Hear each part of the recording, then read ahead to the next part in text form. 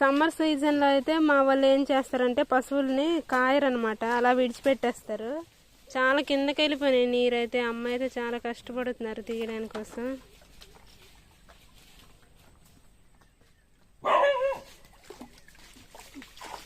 చూడు బట్టలు.